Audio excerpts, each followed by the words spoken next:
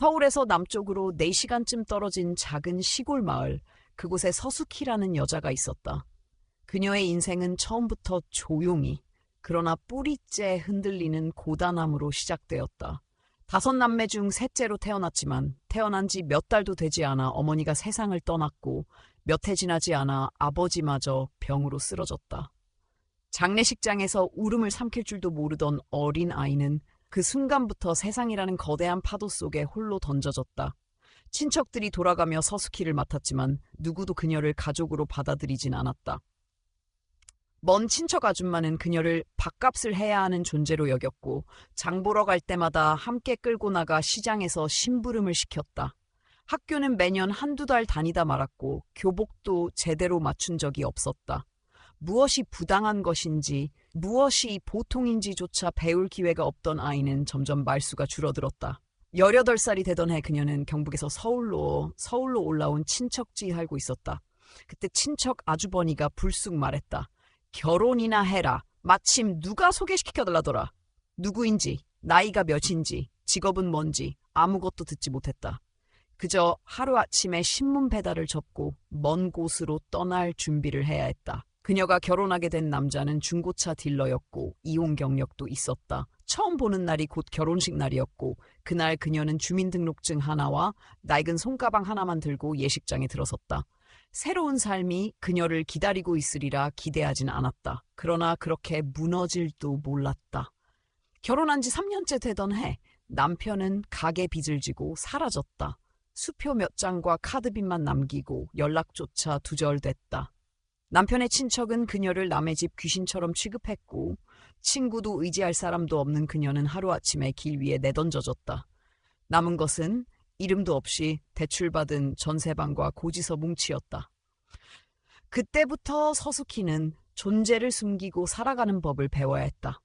자존감 같은 건 사치였고 미래라는 단어는 텔레비전 속 드라마에서나 나오는 이야기처럼 느껴졌다. 서울을 떠나지 못한 건 떠날 데가 없었기 때문이다. 그녀는 구로공단 근처의 단칸방 반지하에 들어가 살았다. 첫 달 월세를 내기 위해 도시락 공장에서 야간 조립 아르바이트를 시작했고 이마저도 일이 끊기자 새벽 시장 주변을 돌며 폐지를 모으는 일로 생계를 이어갔다. 겨울엔 한기가 방 안에 고였고 여름엔 습기와 곰팡이가 벽을 삼켰다. 동네 사람들은 그녀를 잘 알지 못했다. 말이 없는 여자, 항상 비닐봉지를 끌고 다니는 여자, 아이도 없고 남편도 없는 여자. 가끔 그녀가 쓰레기통에서 멀쩡한 라면 박스를 꺼내는 모습을 보고 비웃는 이들도 있었지만 그녀는 아무 말도 하지 않았다. 비웃음에 익숙해지는 법을 배워야 했고 침묵이 가장 안전하다는 걸 알게 되었기 때문이다. 사회보장제도나 복지센터 같은 건 그녀에게 너무 멀게만 느껴졌다. 상담을 받으러 갔다가 주소 불일치라는 이유로 서류가 반려된 적이 1~2번이 아니었고 병원에서는 주민등록상 보호자가 없다는 이유로 진료를 거절하기도 했다. 그녀는 점점 더 사회의 틈으로 밀려났다. 마치 존재하지 않는 사람처럼 그림자처럼 살았다. 그럼에도 불구하고 서숙희는 버텼다. 매일 새벽 5시면 동네 마트 뒤편에 가서 재활용 쓰레기를 모으고 저녁엔 근처 교회 앞에서 무료로 나눠주는 반찬을 받아 집으로 돌아왔다. 삶은 단순했고 가난은 날마다 반복됐다. 그러나 그녀는 누구에게도 손을 벌리지 않았다. 굶는 날이 있어도 물 한 컵으로 견디며 자신만의 질서를 지키며 살았다. 한 달에 한 번 있는 전기세 고지서를 받아들고 이 정도면 괜찮다고 스스로 위로할 줄도 알게 되었다. 집세를 밀리지 않는 것만으로도 스스로를 칭찬했고 아파도 누워 쉴 수 있는 공간이 있다는 것만으로도 감사했다. 삶은 쓸쓸했지만 그녀는 누구도 미워하지 않았다. 그게 그녀가 마지막으로 지키고 싶은 자존심이었다. 그 시절 서울 어딘가에서는 화려한 결혼식이 열리고 고급 아파트 분양이 쏟아졌고 SNS에서는 모두가 행복한 일상을 자랑했다. 그러나 서숙희의 하루는 늘 한결같았다. 조용한 새벽, 무거운 가방, 그리고 남몰래 삼키는 한숨. 그녀는 그렇게 세상에서 가장 작은 자리에서 살아가고 있었다. 아무도 알아주지 않는 인생이었지만 그녀는 여전히 살아가는 일을 포기하지 않았다. 그날도 평소처럼 이른 새벽부터 거리를 돌며 박스와 캔을 모으고 있었다. 겨울이 막 시작된 11월의 찬 공기 속에서 도심의 불빛은 아직 잠들지 않은 듯 흐릿하게 깜빡였고 상가 뒷골목은 이미 전날 밤 쓰레기로 가득 차 있었다. 서스키는 익숙한 동선을 따라 조용히 움직였고 그날따라 어느 편의점 뒤편 컨테이너 옆에서 이상한 소리를 들었다. 처음엔 바람 소리겠거니 했지만 같은 소리가 반복되자 무심코 귀를 기울였다. 그 소리는 일정하지 않았고 약하게 떨리는 듯한 울음이었다. 그녀는 주변을 둘러보았고 한 구석에 놓인 종이 상자 하나가 눈에 띄었다. 상자 위에는 누군가 급히 덮은 듯한 낡은 담요 한 장이 놓여 있었다. 그 안에서 미약한 소리가 계속 들려왔다. 조심스럽게 담요를 들추자 그 안에는 갓 태어난 듯한 아기 하나가 쌓여 있었다. 얼굴은 붉게 얼룩졌고 입술은 푸르스름했다. 아기는 울지도 못하고 그저 약하게 숨을 쉬고 있을 뿐이었다. 그녀는 잠시 말문이 막혔다. 눈앞에 현실이 믿기지 않았고 이 아이가 왜 여기에 있는지, 어떻게 이 추위 속에 혼자 남겨졌는지 아무런 단서도 없었다. 상자 안에는 간단한 메모 한 장이 있었는데 삐뚤한 글씨로 이렇게 적혀 있었다. 죄송합니다. 이 아이를 살려주세요. 다른 정보는 없었고 연락처도 없었다. 그녀는 몇 번이고 주위를 둘러봤지만 아무도 없었다. 그 시간에 거리를 지나는 사람은 없었고 폐쇄회로 CCTV 같은 것도 없는 지역이었다. 아이는 계속 미약한 소리를 냈고 그녀는 한참 동안 그 앞에 서 있었다. 신고해야 할지, 경찰에 인계해야 할지, 복지센터에 데려가야 할지 수많은 생각이 스쳐 지나갔다. 하지만 그보다 먼저 든 생각은 이 아이가 지금 너무 약해 보인다는 것이었다. 지금 당장 뭔가 하지 않으면 오늘을 넘기지 못할 것 같다는 불안함이 그녀의 가슴 깊숙이 밀려들었다. 그 순간 그녀는 결정을 내렸다. 집으로 돌아오는 길은 조심스러웠고 그녀는 몇 시간 동안 아이를 안은 채 방 안에 가만히 앉아 있었다. 난방도 제대로 되지 않는 반지하 방 안에서 아이는 겨우 눈을 감고 있었다. 그녀는 전화를 걸어볼까 하다가 이내 수화기를 내려놨다.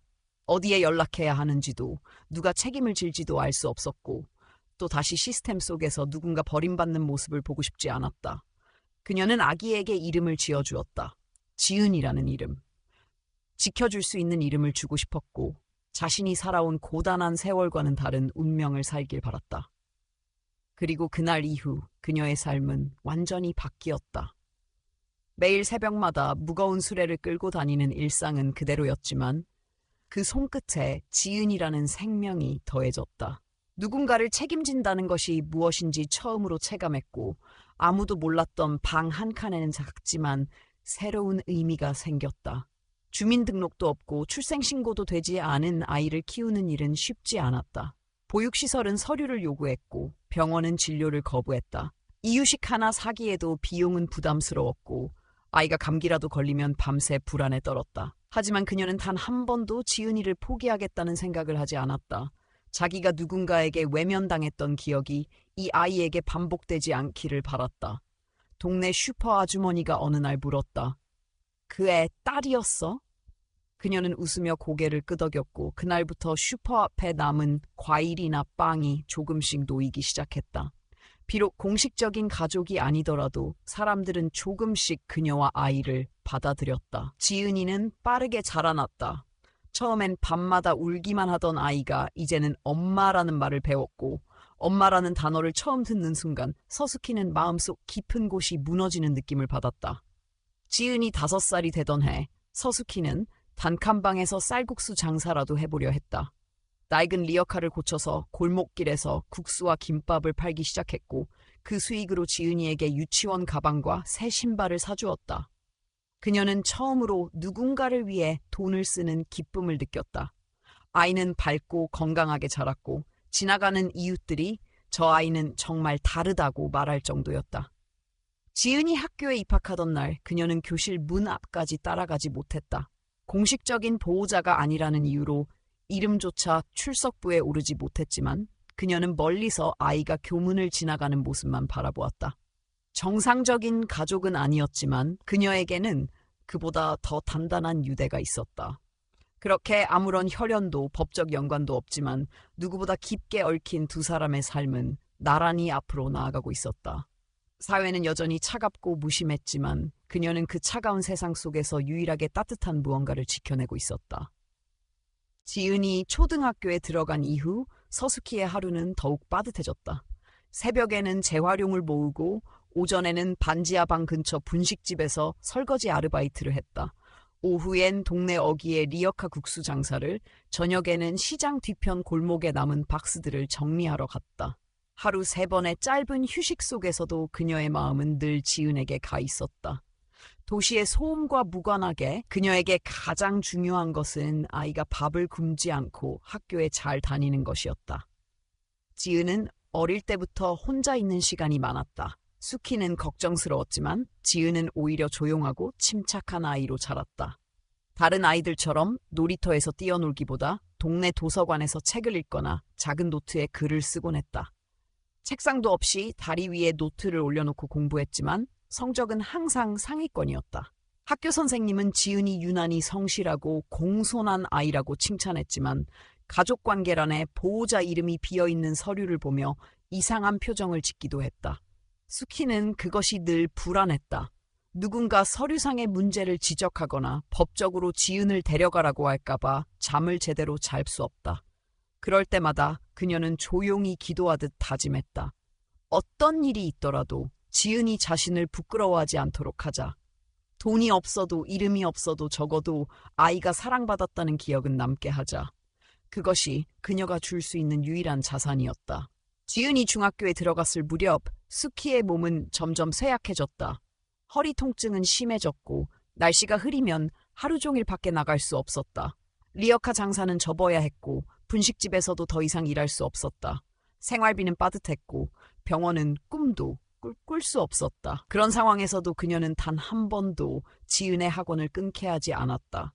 대신 하루에 한 끼만 먹으며 버텼고 지은이 눈치채지 않도록 씩씩하게 굴었다. 지은은 점점 더 독립적인 사람이 되어갔다. 엄마가 일하지 못하는 날이면 재활용을 대신 가져다 주기도 했고 방과 후에는 가까운 편의점 아르바이트도 시작했다. 또래 친구들이 학원과 놀거리로 바쁜 시간을 보내는 동안 지은은 늘 어른스러운 말투로 엄마의 걱정을 덜어주려 했다. 주변 어른들은 그런 지은을 안타까워하면서도 때로는 그렇게 잘하면 나중에 강해지긴 해라며 말없이 응원했다. 고등학교에 입학한 해 지은은 장학생으로 선발되었다.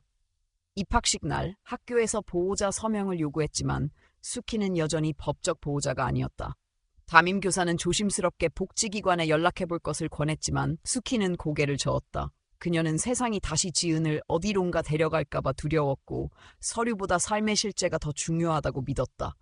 종이 한 장보다 매일 도시락을 싸고 시험 전에 따뜻한 미역국을 끓여주는 엄마의 존재가 더 의미 있다고 생각했다. 어느 날 밤 지은이 조용히 말했다. 엄마, 나 서울대 가고 싶어. 수키는 아무 말도 하지 않았지만 그날 밤 단 1시간도 눈을 붙이지 못했다.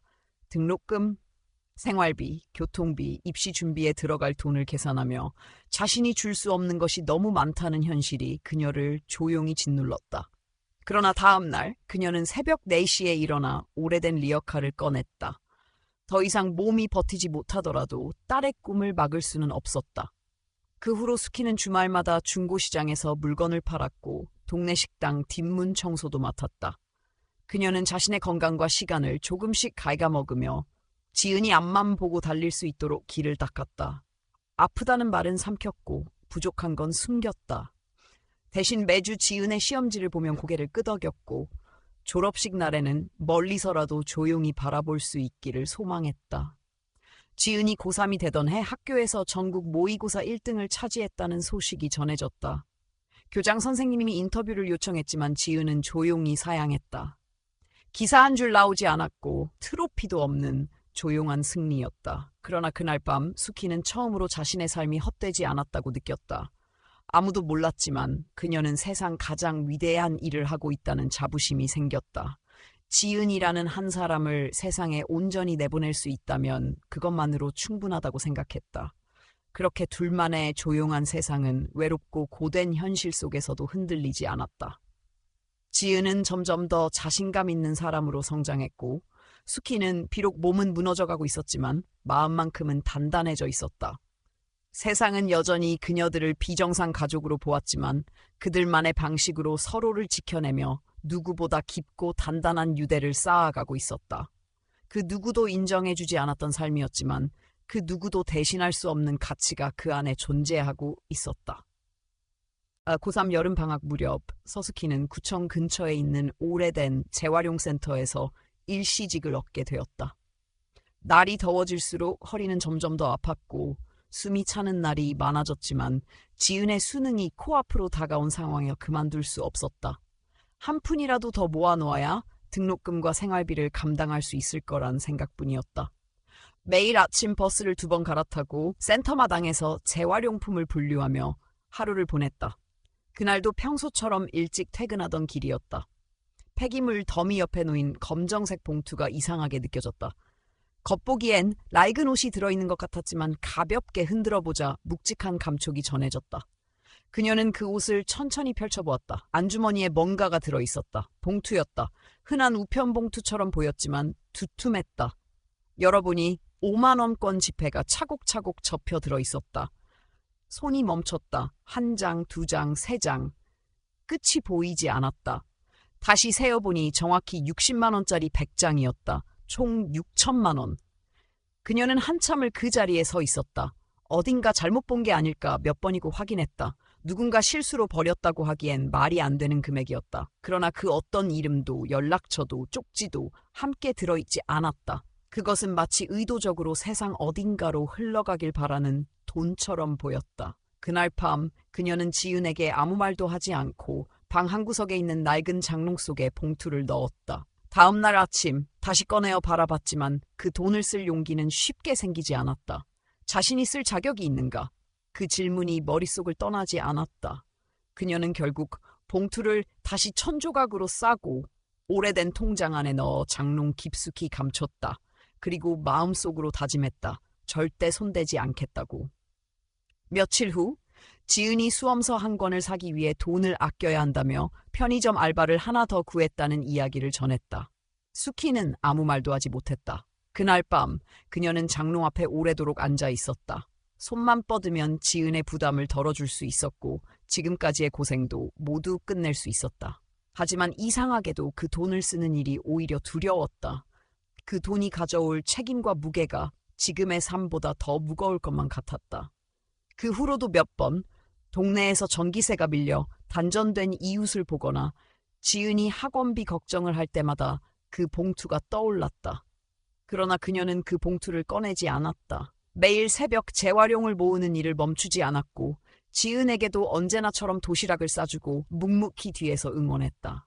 그녀의 마음속에는 이상한 균형이 자리 잡고 있었다. 손에 쥔 풍요와 실천하는 가난 사이에서 그녀는 자신만의 길을 지키고 있었다. 가끔 동네에서 그런 소문이 들리곤 했다. 요즘은 폐지 주워도 안 먹고 살기 힘들다더라. 그럴 때마다 수키는 속으로만 대답했다. 힘들어도 견디는 게 삶이고 견디다 보면 언젠가는 지은이가 새로운 문을 열어줄 거라고. 자신은 그 문 앞까지만이라도 함께 서 있을 수 있다면 충분하다고. 가을이 되어 날씨가 서늘해질 무렵 지은은 수능을 앞두고 학교 자습실에서 밤을 새우는 일이 많아졌다. 수키는 매일 아침 조용히 도시락을 싸고 간식과 핫팩을 가방에 챙겨 넣었다. 그러면서도 장롱 안의 돈은 한 번도 잊은 적이 없었다. 돈이 있다는 사실이 오히려 그녀를 더 조심스럽게 만들었고 더 조용하게 만들었다. 11월 어느 날 재활용 센터에 경찰이 찾아왔다. 누군가 실수로 폐기물과 함께 중요한 서류가 들어있는 가방을 버렸다는 신고 때문이었다. 모두가 일제히 작업을 멈추고 쓰레기 더미를 뒤졌지만 아무런 단서는 나오지 않았다. 수키는 조용히 자신이 발견한 그날의 봉투를 떠올렸다. 만약 지금 신고하면 그 돈이 원래의 주인에게 돌아갈 수도 있을까? 하지만 이미 몇 주가 지나 있었다. 그녀는 입을 다물었다. 다시는 아무에게도 말하지 않았다. 그리고 어느 순간부터 그녀는 그 돈을 더 이상 행운이라 생각하지 않게 되었다. 그것은 단지 세상 어디선가 흘러온 시험 같은 존재였다. 그 돈을 통해 자신이 무엇을 지키고 싶은지, 어디까지 지킬 수 있는지 스스로에게 묻는 긴 시간이었다. 누구도 알지 못했고 누구도 알아줄 수 없지만 그녀는 자신의 방식으로 그 시간을 통과하고 있었다. 한 해가 끝나갈 무렵 지은은 수능을 무사히 마쳤다. 발표를 기다리는 동안 수키는 그제야 장롱을 열었다. 돈은 여전히 그 자리에서 묵묵히 그녀를 기다리고 있었다. 그녀는 봉투를 다시 꺼내어 먼지를 털고 작은 상자에 넣었다. 그리고 마음속으로 속삭였다. 이건 아직 내 것이 아니야. 적어도 지금은 그저 지은이 합격증을 받는 날, 눈물 없이 웃을 수 있도록 오늘 하루를 살아가는 것으로 충분했다. 지은은 수능을 무사히 치렀다. 결과는 예상 이상이었다. 서울대학교 전기정보공학부 합격. 그날 저녁 학교 홈페이지에 합격자 명단이 공개되자 지은은 아무 말 없이 화면을 수키에게 내밀었다. 수키는 오래도록 화면을 바라보다 조용히 눈을 감았다. 그 순간 그녀는 수많은 새벽과 고요한 밤, 눈물과 고통이 스쳐 지나가는 듯했다. 말로 표현할 수 없는 무게가 가슴 깊은 곳에서 천천히 풀려나갔다. 합격 소식이 퍼지자 학교에서는 축하 현수막이 걸렸고 지역 신문에서도 조용히 기사가 났다. 교장 선생님은 인터뷰를 제안했지만 지은은 정중히 거절했다. 자신보다 더 고생한 사람이 뒤에 있다고 말하고 싶었지만 그 이름조차 세상에 꺼내고 싶지 않았다. 수키는 여전히 사람들의 시선에 익숙지 않았고 지은 또한 그 조용함을 지켜주고 싶었다. 대학 입학 준비는 녹록지 않았다. 기숙사 입소를 위해 준비할 것들이 많았고 입학금과 등록금, 생활비까지 모두 계산해보면 감당하기 벅찬 금액이었다. 장학금을 일부 받게 되었지만 서울 생활을 유지하기엔 턱없이 부족했다. 그때 수키는 조용히 장롱을 열었다. 먼지가 쌓인 상자 안에 봉투는 그대로였다. 몇 번이고 열었다 닫기를 반복하던 그녀는 결국 그날 밤 봉투를 꺼내 지은의 가방 안에 넣었다. 아무 말도 하지 않은 채. 지은은 봉투를 열어본 뒤 한참을 가만히 앉아 있었다. 봉투 안에는 아무런 메모도 설명도 없었다. 하지만 그녀는 직감했다. 이 돈이 어디에서 온 것인지, 어떤 의미를 가지고 있는지. 그리고 다음 날 지은은 봉투를 다시 장롱 안에 조심스럽게 넣었다. 사용하지 않은 채. 그녀는 수키에게 말했다. 우리 등록금은 내가 해결할게. 아르바이트하고 학자금 대출도 받을 수 있어. 수키는 아무 말도 하지 않았지만 지은의 선택이 무엇보다 자랑스러웠다. 입학 후 지은은 서울에서 새로운 생활을 시작했다. 기숙사 방은 작고 단출했지만 그녀에게는 전혀 불편하지 않았다. 오히려 매일 아침 눈을 뜰 때마다 자신이 이 자리에 있다는 사실만으로도 감사했다. 수업이 끝난 뒤에는 도서관에서 아르바이트를 했고 주말에는 IT 스타트업에서 인턴으로 일했다. 피곤한 날이 많았지만 늘 정해진 시간에 수키에게 전화를 걸었다. 통화는 짧았지만 목소리만 들어도 서로의 안부를 알 수 있었다. 서울의 삶은 바빴고 경쟁도 치열했지만 지은은 흔들리지 않았다. 가끔은 옆자리 친구들의 이야기를 들으며 낯선 괴리감을 느끼기도 했다. 부모가 병원을 운영하거나 외국 유학 경험이 있는 친구들 사이에서 자신이 자란 환경은 말하기조차 어려운 주제였다. 하지만 지은은 굳이 숨기려 하지 않았다. 그녀의 삶은 부끄러운 것이 아니었고 그 어떤 이야기보다도 진실하고 단단했다. 한 학기가 지나고 지은은 교수님의 추천으로 대기업 인턴십에 지원하게 되었다. 수백 명이 몰리는 경쟁률 속에서도 지은은 최종 합격자 명단에 이름을 올렸다. 면접에서 어떤 환경에서 자랐느냐는 질문이 나왔을 때 지은은 간단히 말했다. 저는 엄마 한 분과 함께 살았습니다. 저를 위해 매일 새벽에 일어나셨고 한 번도 포기하지 않으셨어요. 그분이 제 인생 최고의 멘토입니다. 면접관들은 짧은 침묵 후 고개를 끄덕였다. 인턴십을 통해 지은은 실무 감각을 익혔고 졸업 전 취업까지 연결될 가능성도 열렸다. 그 과정에서 그녀는 경제적으로 조금씩 자립하게 되었고 기숙사 생활 외에 생활비 대부분을 스스로 해결했다. 학교에서는 후배들을 가르치는 멘토 활동도 시작했고 주말마다 재능 기부 형식으로 지역 아동센터에서 전자기초 교육을 맡았다. 수키는 서울까지 올라가 본 적이 없었다. 한 번도 딸의 기숙사 방을 본 적도 없었고 교정을 걸은 적도 없었다. 하지만 그녀는 매일 밤 딸이 보낸 사진 속 표정만으로 충분히 알 수 있었다. 지은이 잘 지내고 있다는 것, 혼자서도 충분히 버티고 있다는 것, 그리고 무엇보다 세상 그 어디에서도 흔들리지 않을 단단한 뿌리를 갖고 있다는 것을. 그렇게 몇 년이 흘렀고 지은은 대학을 졸업했다. 졸업식 당일 그녀는 수키를 초대하려 했지만 수키는 끝내 오지 않았다. 내가 빛나는 날 나는 멀리서 조용히 볼게. 그 말대로 수키는 오래된 스마트폰으로 온라인 졸업식 생중계를 지켜봤다. 지은이 학사모를 쓰고 무대에 오르는 모습을 보며 그녀는 조용히 화면을 응시했다. 소리도 없이 그저 가슴 속에서 뭔가 비 끓어오르는 감정만을 꾹 누르며. 그날 밤 지은은 졸업장을 들고 반지하 집을 찾았다. 좁고 오래된 그 방에 들어서자 그녀는 한참을 아무나 앉아 있었다. 그리고 조용히 말했다. 이제부터 내가 지켜줄게요. 엄마는 충분히 해오셨어요. 수키는 대답하지 않았다. 다만 그 말이 이 세상 어떤 위로보다 더 따뜻하게 그녀를 감싸주고 있다는 사실만은 분명했다. 지은의 손에 들린 졸업장은 그저 종이 한 장이 아니었다. 그것은 두 사람의 지난 세월과 버텨낸 모든 새벽과 숨죽여왔던 모든 시간을 담은 증표였다. 졸업 후 지은은 대기업 전자부문의 정규직으로 채용되었다.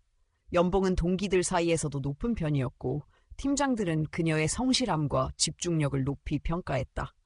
지은은 여전히 평일엔 야근이 잦았지만 주말마다 인천의 반지하 집으로 내려갔다. 수키는 그럴 때마다 지은이 너무 무리하는 건 아닌지 걱정했지만 그녀는 늘 그랬듯 짧은 말과 미소로 안심시켰다.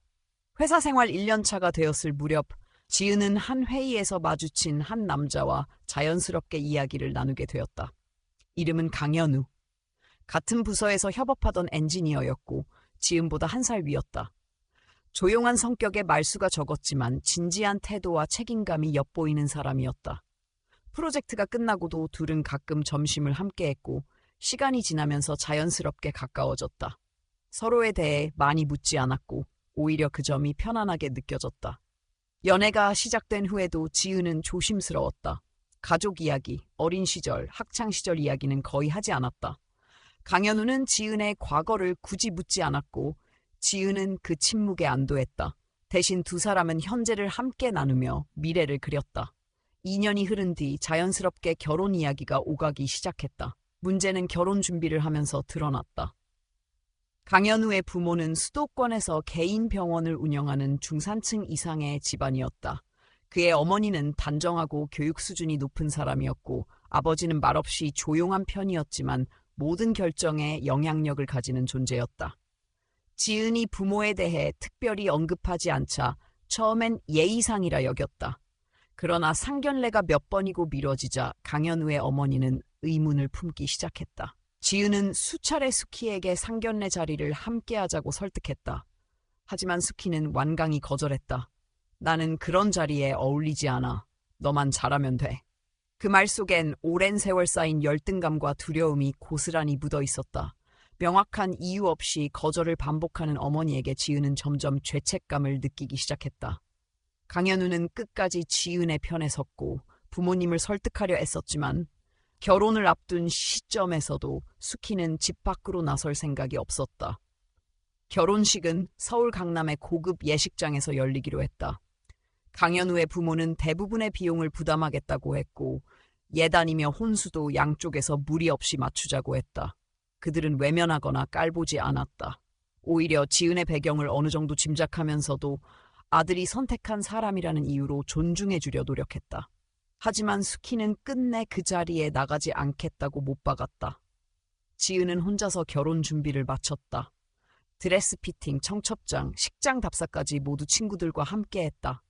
수키는 딸의 얼굴이 점점 지쳐가는 것을 보며 마음이 쓰였지만 자신의 모습이 그 결혼식에 걸림돌이 될까 두려워 말하지 않았다.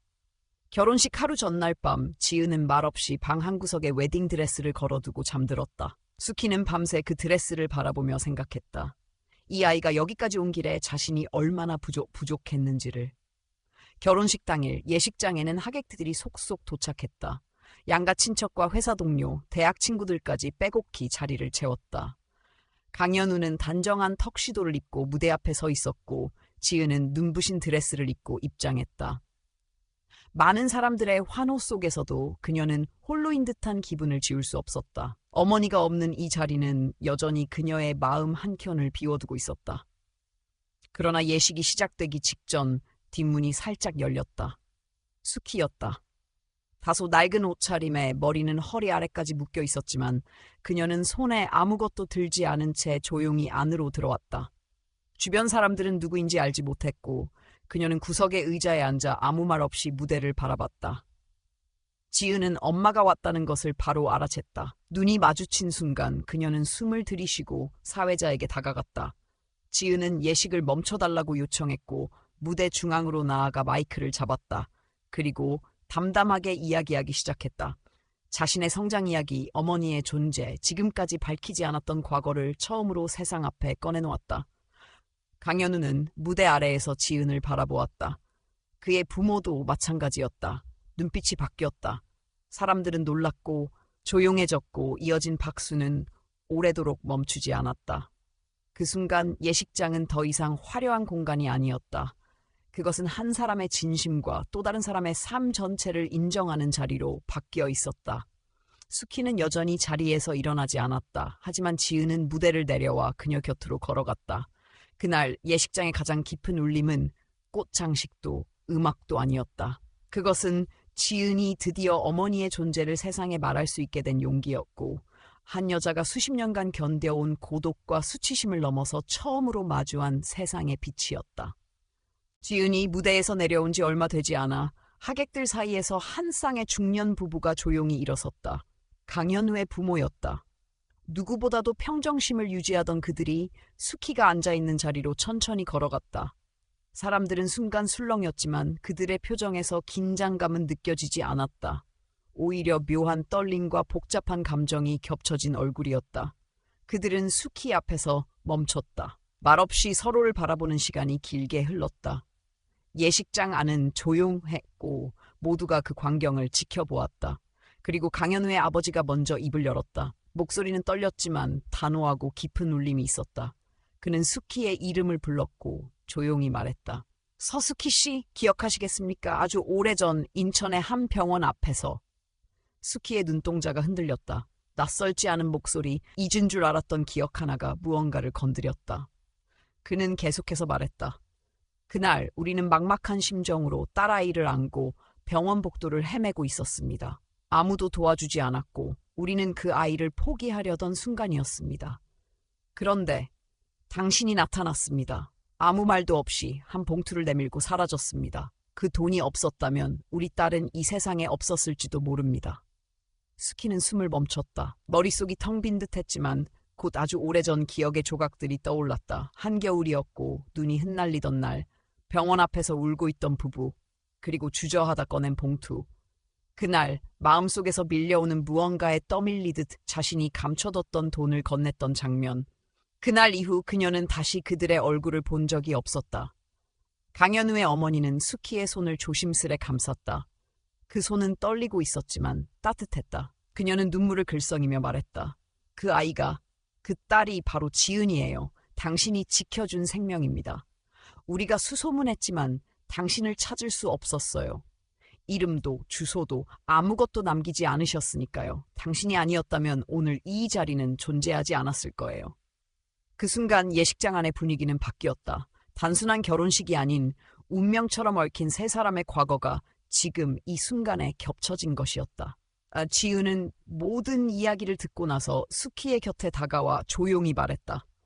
엄마, 나는 몰랐어요. 엄마가 그렇게 큰일을 했는지. 그녀는 고개를 들어 강현우의 부모를 바라보았다.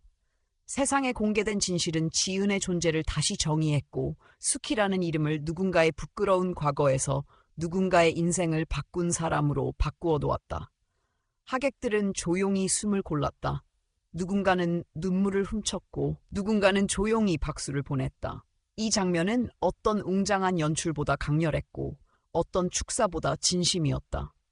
수키는 말을 잃었지만 그 자리에 선 것만으로도 모든 감정을 전달할 수 있었다. 그녀는 단 한 번도 자신을 자랑스럽게 여겨본 적이 없었다. 하지만 이 순간만큼은 자신의 삶이 누군가에게 큰 의미였음을 실감할 수 있었다. 예식은 조용히 재개되었고 식장은 다시 차분해졌다.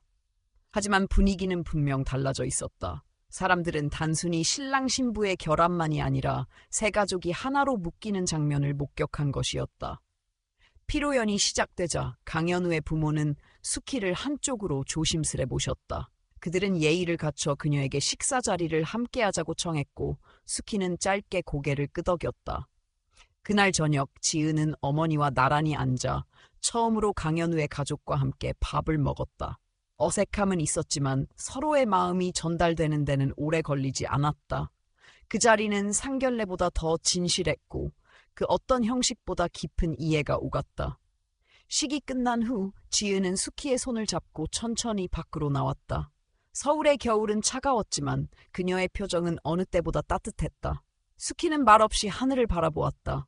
오래도록 가슴에 묻어둔 무게가 조금은 내려앉은 느낌이었다. 그날의 기억은 더 이상 상처가 아니었다.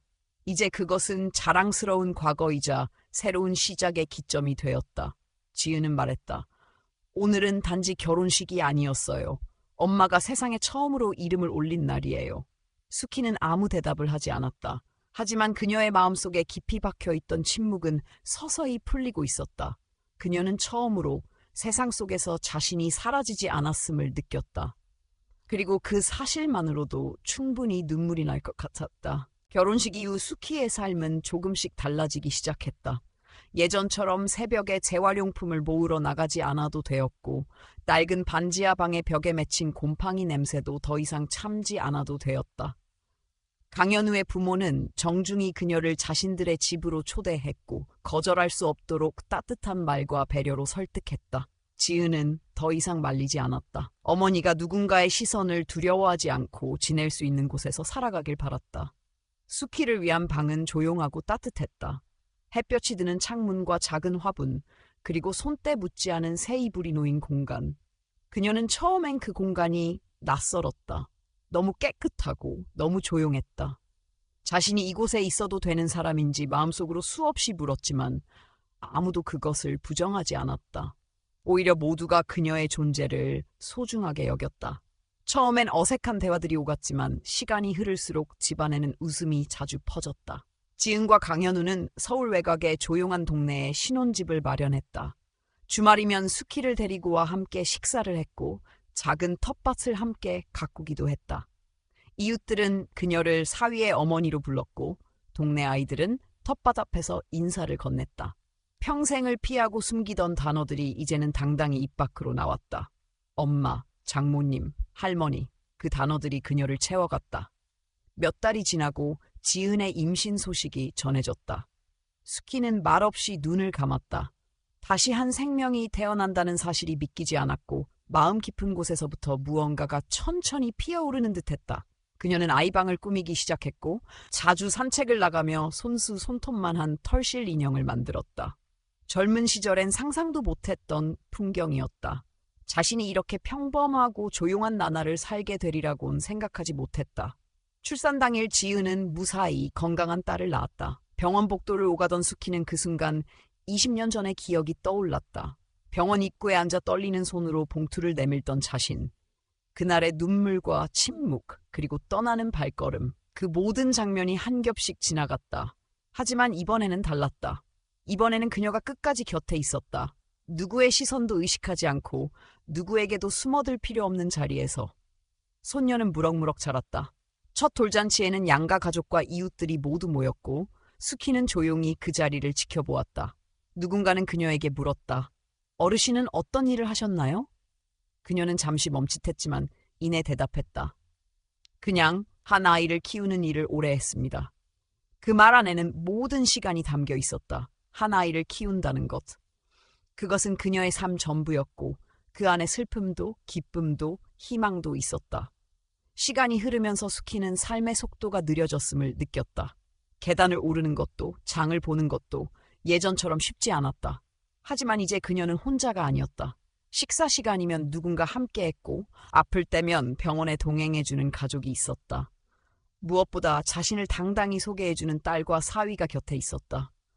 어느 봄날 수키는 손녀와 함께 집 앞 공원을 걸었다. 벚꽃이 흐드러지게 피었고 손녀는 잔디밭 위에서 소리 없이 웃고 있었다. 그 순간 그녀는 마음속으로 아주 오래된 문장을 되뇌었다. 내 삶은 실패가 아니었구나. 그것은 누군가에게 들려주기 위한 말이 아니라 자신을 향한 말이었다. 오랜 시간 자신을 부끄러워하며 살아온 세월 속에서 처음으로 스스로를 인정한 순간이었다. 그녀는 더 이상 과거를 숨기지 않았다. 지은이 쓰는 책의 머리말에는 어머니에 대한 이야기가 실렸고 강현우는 인터뷰에서 장모님이 인생의 본보기라고 말했다. 수키의 이름은 누군가의 기억 속에서 천천히 자리를 잡아갔다. 그녀의 이야기는 조용히 전해졌고 사람들은 그것을 들으며 무언가를 배웠다. 희생이란 거창한 말보다 묵묵히 한 사람을 지켜내는 일이 얼마나 위대한지를 인생의 끝자락에서 수키는 자주 생각에 잠겼다.